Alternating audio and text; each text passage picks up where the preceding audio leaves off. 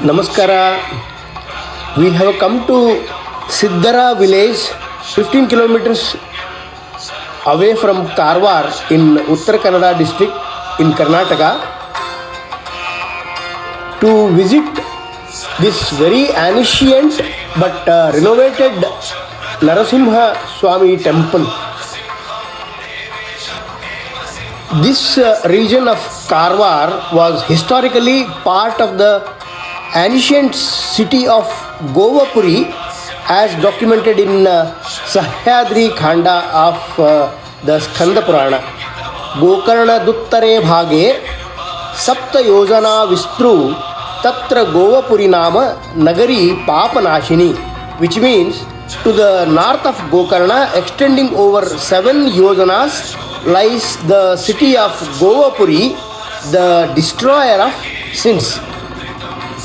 This reverent reference underscores Karwar's deep historical and mythological ties to the Konkan region, intertwining it with Goa's cultural and spiritual heritage. What is interesting about this temple is we are able to see very early forms of Narasimha sculpture. Lord Narasimha can be seen here in his benign form developed in ancient Karnataka. The images date from 4th century CE.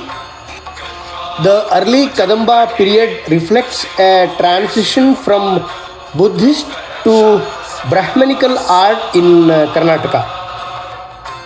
Narasimha sculptures from Karnataka dates back to this 4th century CE, marking a significant artistic evolution.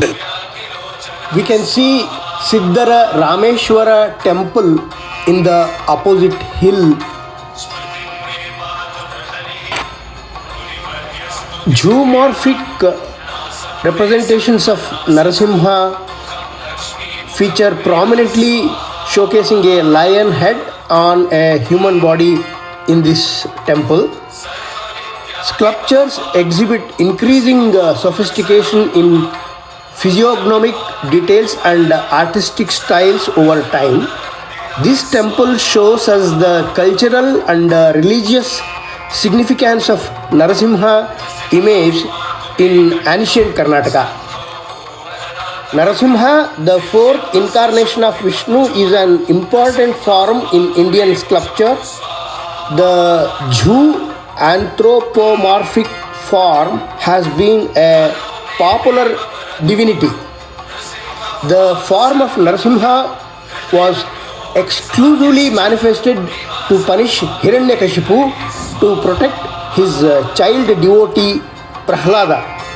The Vishnu Purana and Bhagavata Purana have elaborate accounts of the narration of this incarnation of the god to protect Prahlada from his father Hiranyakashipu. The death of Hiranyakashipu at the hands of Narasimha has been vividly narrated in Indian mythology and lore. There are many mantra stutis done by various seers and saints in ancient India. Child devotee Prahlada, Shankaracharya, Ramanujacharya and Madhvacharya have written stutis to please the mighty god. It is interesting to note that we are only aware of this Ugra or fierce form of Narasimha in most of early literature, while his kevala or girija benign forms are scarce. However, in early Indian sculpture, images have been surprisingly only seen in the latter form. Early examples of Narasimha began to be carved around 3rd or 4th centuries CE. Kadambas are some of the rulers of Karnataka who patronized the Vedic faith during these centuries, and Hindu art and architecture began to flourish everywhere.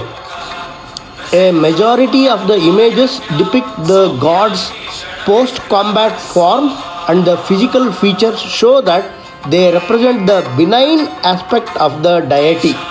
The artists of the Kadamba period favored the seated form of Narasimha, a must visit if you are in Karwar.